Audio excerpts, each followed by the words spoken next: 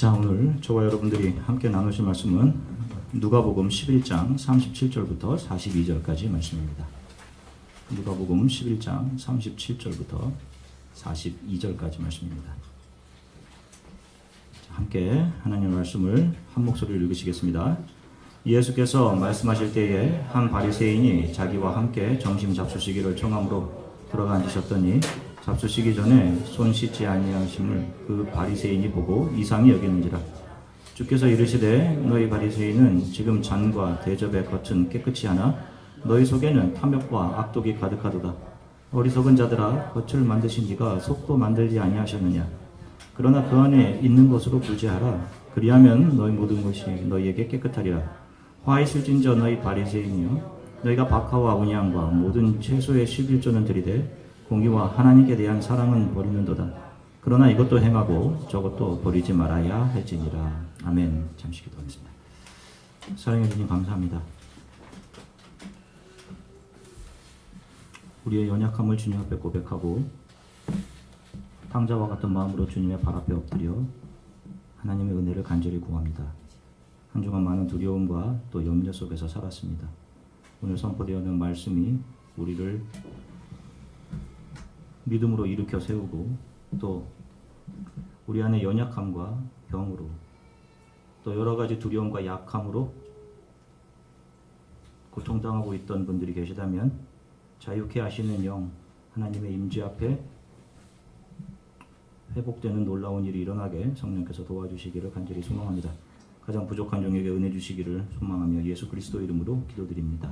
아멘. 할렐루야. 자, 여러분 한 주간 동안 평안하셨습니까?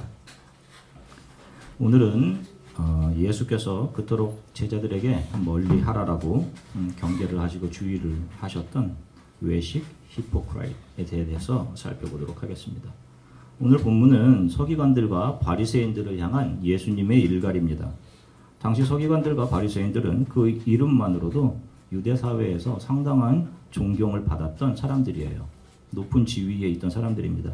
서기관이란 이스라엘이 바벨론 포로 이후 본격적으로 등장하게 된 사람들인데, 이들은 율법과 하나님의 말씀을 보존하기 위해서 전승되어 오던 율법이나 문헌들을 정리하고 수집하는 일을 했고, 구약 성경을 직접 손으로 필사해서 사본을 만들어냈던 사람들입니다.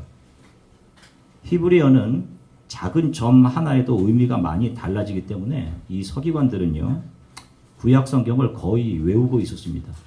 그래서 이것을 필사해서 후대에 전달하는 일을 자기 시대의 사명으로 삼고 살았어요.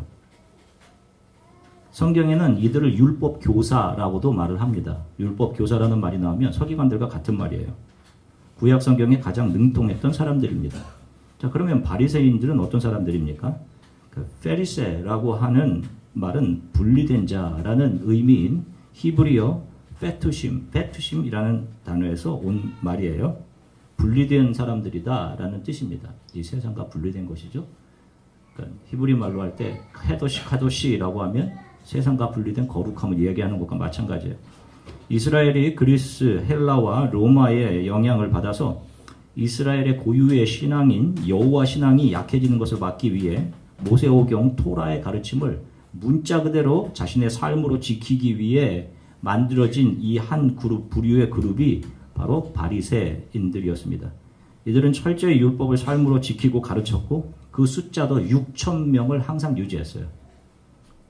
다른 유대인들로부터 존경을 받았던 그런 사람들이었습니다. 자, 그런데 마태복음 23장 33절을 보시면 예수님이 이들에게 유독 좋지 않은 말을 합니다. 자, 마태복음 23장 33절 말씀 같이 읽겠습니다. 뱀들아, 독사의 새끼들아, 너희가 어떻게 지옥의 판결을 피하겠느냐. 자, 보세요. 굉장한 아이러니죠. 성경에 대해서 누구보다 잘 알고 있는 서기관들 쇼페림과 그 다음에 바리새인들에게 뱀들아, 독사의 새끼들아, 너희가 어떻게 지옥의 판결을 피하겠느냐라는 말씀을 하세요.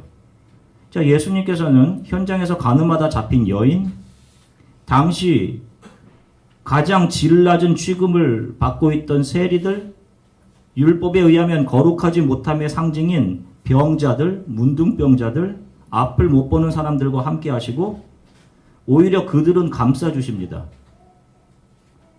율법에 의하면 그들은 거룩하지 않은 사람의 부류였거든요. 그런데 율법을 가장 잘 알고 있다라고 하는 사람들, 그리고 그것을 실천하고 있는 바리새인들과 서기관들, 종교 지도자들에 대해서는 이런 독서를 아끼지 않으셨단 말이에요. 그리고 그들을 건강하기 때문에 의원이 필요 없는 자들로 규정하시고, 또 스스로 자기의 눈, 자기의 아이사이트를 가지고 잘 보고 있는 사람들이라고 규정을 하십니다. 요한복음 9장 41절을 함께 읽으시겠습니다. 요한복음 9장 41절입니다. 함께 읽으시겠습니다. 예수께서 이르시되 너희가 맹인이 되었더라면 죄가 없으려니와 본다고 하니 너희 죄가 그대로 있느니라. 아멘. 자, 예수님이 말씀하셨을 때 우리도 소경인가? 라는 말을 합니다. 이 바리새인들과 서기관들이. 스스로 잘 보고 있다고 생각하는 그들을 하나님 나라를 상속받지 못할 죄인으로 분류해내십니다. 예수님은. 그리고 그들의 종교적인 모든 행위를 하나님이 받으시지 않는 그들의 열심들을 하나님이 기뻐하시지 않는 외식, 히포크라이스로 규정을 해버리시는 거예요. 자, 우리가 외식이라고 할 때 무엇을 외식이라고 합니까? 사전적인 정의에 의하면 겉으로 드러나는 행동과 속이 다른 것, 겉만을 번지르르하게 꾸미는 거칠애를 히포크라이시라고 합니다. 자, 그러면 한번 생각을 해보자고요, 여러분. 자, 예를 들면 직장을 잡이 있는 어떤 사람이 이제 직장을 아침에 일어나서 일하러 가기 싫은데 억지로 가서 일하고 있어도 외식이지 않습니까? 그죠? 나는 지금 일하고 싶지 않은데, 자, 우리 청년들은 거의 매일 학교 가고 싶은 마음이 없죠? 이불 속에 더 있고 싶은데 그걸 박차고 학교에 가는 거 아닙니까? 그죠? 또 몸은 머나먼 미국 이곳 이국 땅 학교에 있지만 여러분 마음은 지금 어디에 있어요? 부모가 따뜻하게 해주시는 밥 놓여있는 식탁, 부모님이 계신 집에 있는 학생들도 있을 겁니다. 자, 그러면 이게 다 외식인가요, 여러분? 마음엔 다른 생각이 있지만 꾹 참고 자기 자리를 지키는 것은 오히려 인내심이 많은 것이고 성실함이잖아요. 바리새인들과 서기관들이 가졌던 것이 바로 이런 종교적인 성실함, 열심이었단 말입니다. 좋은 거잖아요. 누군가에게 미운 감정이 드는데 겉으로 그 미운 감정을 누르고 친절하게 대할 수 있죠, 여러분? 그럼 이것도 외식입니까? 아니, 이것은 오히려 거룩에 이르는 경건의 훈련인 거잖아요. 아니에요? 자, 그러면 성경이 말하는 외식이란 도대체 무엇을 말하는 것일까요? 여러분, 신앙생활을 잘 하셔야 되고, 여러분 기독교를 잘 아셔야 돼요. 그렇지 않으면 여러분들이 하나님 앞에 서게 되었을 때, 주님, 내가 이런 일을 하다가 왔습니다. 라고 이야기할 때, 하나님께서 내가 너를 전혀 모른다라고 하실 수 있단 말입니다. 자, 오늘 본문을 보면 예수께서 한 바리새인의 초대로 그의 집에서 함께 식사를 하십니다. 바리새인과 식사를 하셔요. 사회에서 존경받고 지위를 가진 사람이기에 아마 건강한 식사가 되기를 기대하기에 충분했습니다. 자, 그런데 바리새인은 예수께서 손을 씻지 않으시는 모습을 보고 예수님을 이상하게 여깁니다. 바리새인들에게는 식사를 하기 전에 반드시 해야 하는 정결 예식이 있었어요. 그것은 반드시 그들의 손을 씻고 그들이 물을 마시는 잔과 음식을 먹는 대접의 겉을 깨끗이 닦는 일을 하는 것이었습니다. 이것은 모세의 율법에 있는 내용은 아니에요. 그럼에도 불구하고 그들이 마치 율법의 한 부분인 양 자기들이 거기에 첨가해서 넣었던 것이고 그들은 그것이 마치 하나님의 율법인 양 지키고 있었던 거예요. 그리고 그것을 지키는 자신들을 다른 사람들과 구별해 더 거룩한 사람으로 취급을 한 겁니다. 이것이 기준이래요. 다른 사람들을 판단하고 정죄한 거예요. 자, 이것뿐만이 아니라 그들은 이 문제를 가지고 계속 예수님을 공격합니다. 마태복음 15장 2절입니다. 함께 읽으시겠습니다. 당신의 제자들이 어찌하여 장로들의 전통을 범하나이까? 떡 먹을 때에 손을 씻지 아니하나이다. 자, 이들의 공격에 대해서 예수께서 이렇게 대답하셔요. 마태복음 23장 25절부터 26절 함께 읽으시겠습니다. 화 있을진저 외식하는 서기관들과 바리새인들이여, 잔과 대접의 겉은 깨끗이 하되 그 안에는 탐욕과 방탕으로 가득하게 하는도다. 눈먼 바리새인이여, 너는 먼저 안을 깨끗이 하라. 그리하면 겉도 깨끗하리라. 아멘. 잘 보세요. 식사를 할 때 손을 씻는 것은 나쁜 것이 아니에요. 잔과 대접의 겉을 깨끗이 하는 것도 나쁜 것이 아닙니다. 좋은 일이에요. 그러나 그것이 절대선이 되어서 누군가의 절대선이 되어 다른 사람을 폄하하고 정죄하고 다른 이들의 행위에 절대성을 주장해낼 때 그것이 예수께서 그토록 싫어하시는 외식이 되는 겁니다. 아무리 좋은 결과를 낼 것 같은 일, 잘 될 것 같은 일도 그것이 절대선이 되어 다른 사람들을 정죄할 때 그것은 건강하고 맛있는 음식이 아닌 지옥의 외식이 되어버리는 거예요. 여러분, 크리스찬으로서 여러분 이거 반드시 기억하셔야 돼요. 여러분, 율법이 무엇입니까? 율법은 하나님께서 그 택한 이스라엘 백성들을 구원하시고 영원한 생명을 그들에게 주시기 위해 하나님께서 그들에게 요구하신 내용들이죠. 율법은 하나님 나라의 원리입니다. 그래서 그 원리가 두 가지로 요약이 돼요. 무엇입니까? 하나는 이웃사랑이고 또 다른 하나는 하나님 사랑으로 귀결됩니다. 자, 로마서 3장 20절의 말씀입니다. 함께 읽으시겠습니다. 로마서 3장 20절. 그러므로 율법의 행위로 그의 앞에 의롭다 하심을 얻을 육체가 없나니 율법으로는 죄를 깨달음이니라. 아멘. 자, 보세요. 우리가 율법을 지켜낼 수 없어요. 율법 안에 있는 그 율법이 규정한 어떤 행위를 하더라도 우리는 하나님 앞에 선하다 인정받지 못한다는 겁니다. 율법을 통해 우리는 우리 안에 있는 율법을 지킬 수 없는 죄성이 들키고 발각되는 거예요, 여러분. 우리가 절대 기준이 될 수 없다는, 우리가 그렇게 나약하고 연약한 자임을, 악한 자임이 발견되어서 하나님의 은혜를 사모하게 되고 그 용서에 감격하게 하는 것이 율법의 목적입니다. 그래서 우리는 산상수훈이나 우리가 지금까지 살펴온 그 예수님들의 말씀을, 예수님이 주신 말씀을 볼 때 그것을 지킬 수 없는 우리의 연약함이 발각되어서 절대 기준이신 예수 앞에, 내가 지금까지 가짜로 그 앞에 서 있었는데 그 예수 앞에 나의 가짜가 드러나서 그 예수 앞에 엎드리게 되는 거예요. 제가 지금까지 가짜였습니다, 예수님. 그 절대 기준이신 예수께서 이 땅에 환영받지 못하는 선한 사마리아인의 모습으로 오셔서 자신이 받을 모든 불이익을 감수하시고 저와 여러분들을 구해내신 겁니다. 그래서 십자가에서 이루신 것이 저와 여러분들을 향한 이웃사랑, 하나님의 사랑의 완성이에요. 그걸 십자가에서 이루신 겁니다. 그리고 예수 안으로 들어온 사람들에게 이 하나님 사랑, 이웃 사랑이라는 이 의의 옷을 입혀서 그들을 의롭다라고 해주시는 거예요. 이제 너희들이 작은 예수다라고 해주시는 겁니다. Christ with union. Union with Christ. 이것이 율법의 완성인 거예요, 여러분. 그래서 율법의 완성 안으로 들어온 사람들은 날마다 자기 안에 선한 것이 없음을 날마다 인정하고 고백합니다. 왜? 자신의 의는 자신을 위해서 십자가에 못 박히신 예수로부터만 올 수 있음을 알기 때문에 그래요. 나는 아무리 이 세상에 좋은 것으로 옷 입어도 하나님 앞에 의로울 수 없음을 아는 겁니다. 늘 자격이 없음을 아는 거예요.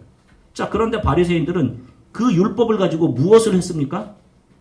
자신의 무능함을 발견해내는 것이 아니라 다른 이들을 정죄할 거리들을 찾아내어서 정죄하고 거기서 자신의 자랑, 자신의 우월감을 챙겨냈어요. 나는 저 세리와 다릅니다 라는 자기 우월감을 챙겨냈단 말입니다. 율법을 통해. 다른 사람들에게 존경과 칭찬을 받을 목적으로 율법을 사용하고 있었단 말이에요. 이것이 하나님을 떠난 죄와 허물로 죽은 인간들의 죄성이에요. 하나님이 그 안에 있지 않은 모든 사람들이 만들어내는 삶의 모습이 이겁니다. 자신이 하나님 되어서 판단하고 심판자의 자리에 있는 거예요. 모든 교회들이 꼭 기억해야 할 것은 교회에서 직분 자리에 앉아 있을수록, 특히나 장로님이나 권사의 자리에 앉아 있을수록, 특별히 장로의 자리에 앉아 있을수록 교회나 성도들로부터 섬김을 받으려 하시면 안 됩니다. 이게 지금 교회들의 가장 큰 병폐 중에 하나예요.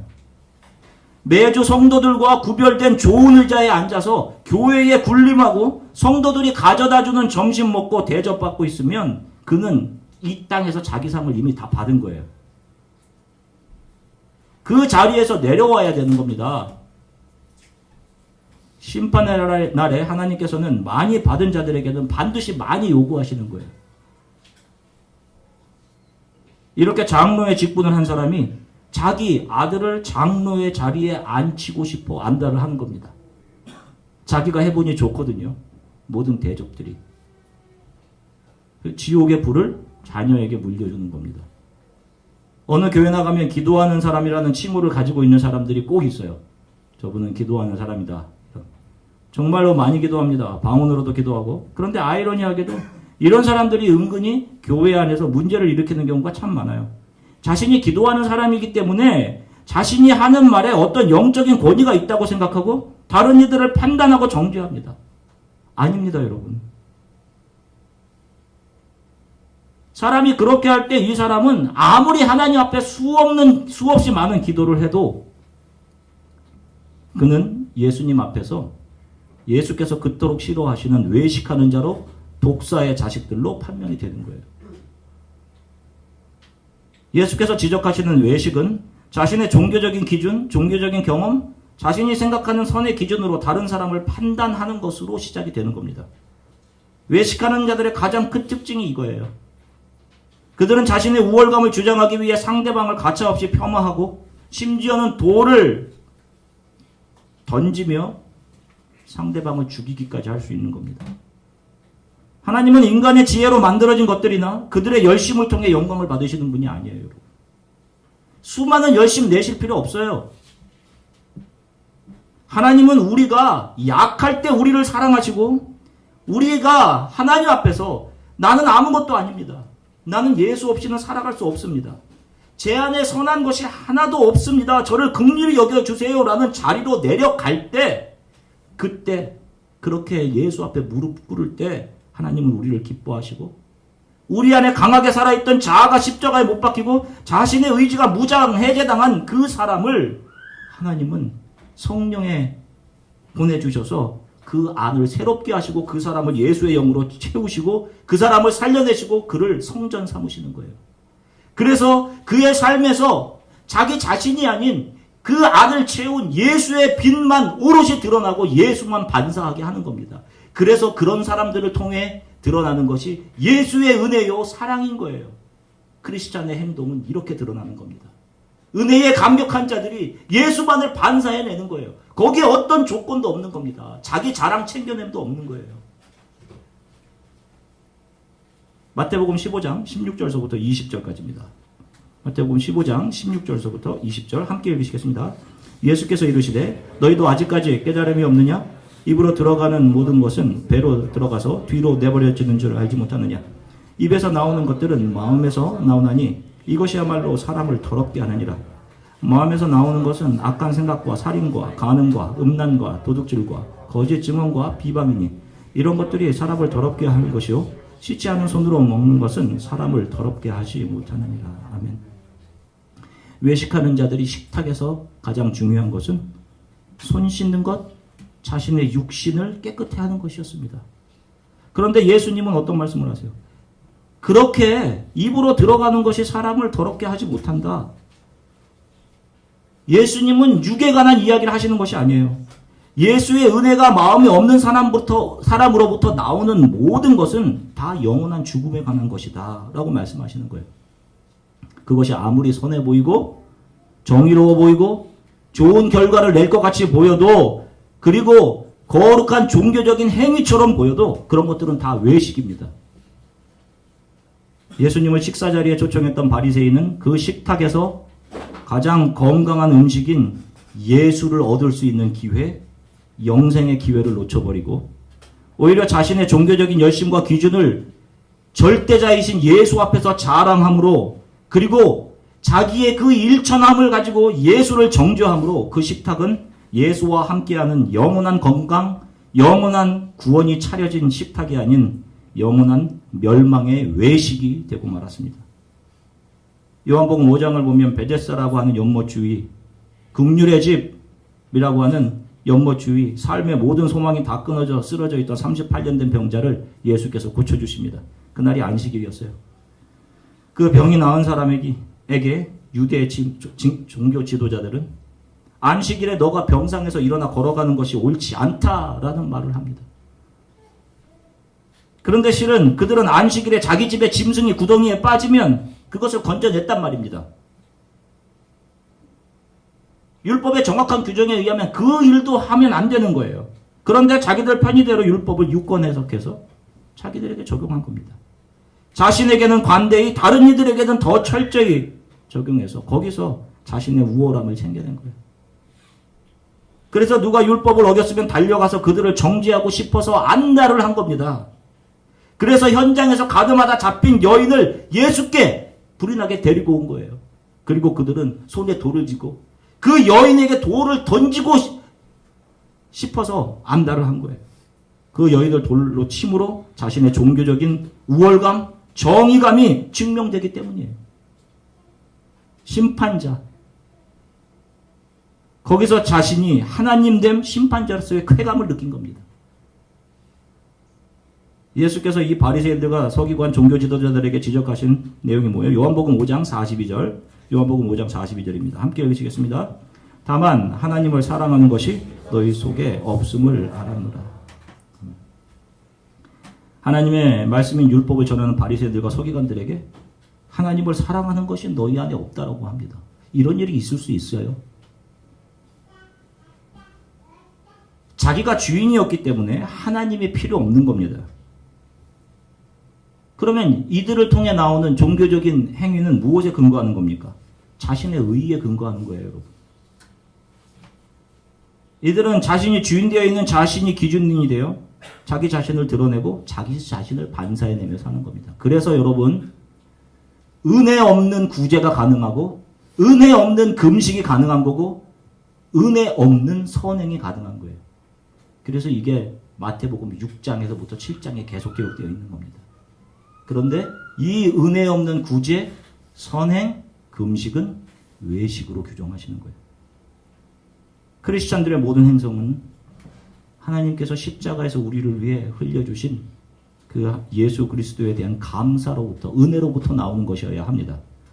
이전까지는 이 땅에서의 삶이 전부라고 생각하며 살았어요. 그래서 잘 되는 것이 복이며 선이라고 생각했습니다. 그래서 이 세상의 것들로 자기 자신을 채우고 세상의 힘들을 자기 자신 주위에 두려고 애쓰며 살았단 말이에요. 그런데 어느 순간 하나님의 일방적인 은혜가 내 안으로 빛처럼 들어옵니다. 그리고 나의 모든 죄를 사하시고 내 눈을 열어 영원한 하나님의 나라가 있다는 것을 보여주셨어요. 그리고 그 나라에 들어갈 수 있는 자격? 제가 자격이 없는데요 라고 했더니 너가 자격이 있다, 너가 아들이다 라고 해주셔요. 그 하나님의 사랑을 경험하게 된 후 자기가 지금까지 중요하다고 생각하는 모든 것들을 배설물로 여기고 그것을 다 팔아 이 영원한 생명을 사는 겁니다. 그래서 이 부르심을 붙잡고 하나님 나라를 소망하며 이 땅을 믿음의 순례로 나그네로 살아가는 사람들을 크리스천이라고 하는 거예요. 여러분. 크리스천이라는 말이 함부로 붙여지는 게 아니에요. 여러분. 그들은 자신을 위해 세워주신 예수 그리스도의 십자가의 은혜를 알기에 자신이 용서받은 1만 달란트의 의미를 알기 때문에 자신이 살아가는 동안 100데나리온 1만 달란트에 비하면 정말로 손톱에 때만큼도 못한 100데나리온의 은혜를 다른 사람들에게 빛처럼 발산하며 살다가 하나님 앞에 서서 너가 자격이 있다라고 하시는데 아니요, 제가 자격이 없어요 라고 하는 거예요. 이들이 양들인 겁니다. 염소들은 어떻게 해요? 제가 이런 것을 했는데요 라고 자기 주장하는 거예요. 보겠습니다. 마태복음 7장 21절부터 22절입니다. 함께 읽으시겠습니다. 그날에 많은 사람이 나더러 이르되 주여 주여 우리가 주의 이름으로 선지자 노릇하며 주의 이름으로 귀신을 쫓아내며 주의 이름으로 많은 권능을 행하지 아니하였나이까 하리니 그때에 내가 그들에게 밝히 말하되 내가 너희를 도무지 알지 못하니 불법을 행하는 자들아 내게서 떠나가라 하리라. 하나님 앞에 서게 되었을 때 하나님께서 사람을 판단하시는 기준은요, 이 땅에서 얼마나 교회 열심히 봉사 잘했는가로 판단하지 않으세요. 여러분, 얼마나 선한 일을 많이 했는지, 이 땅의 정의를 실현하기 위해서 얼마나 데몬스트레이션 많이 했는지, 이런 것으로 여러분들을 판단하지 않으십니까? 얼마나 금식을 많이 했는지, 얼마나 새벽 기도를 많이 했는지, 얼마나 구제를 많이 했는지 이런 것들로 여러분들을 판단하지 않으세요. 그런 모든 것들이 하나님의 은혜에 감사해서 나와서 나는 하나님 앞에 감히 자격이 없습니다라고 하는 예수 그리스도 발 앞에 엎드리는 자들이 예수의 의대로 자격 있는 자로 드러나는 겁니다. 그 앞에 가서 내가 이거 했는데요 라고 하시면 안 되는 거예요.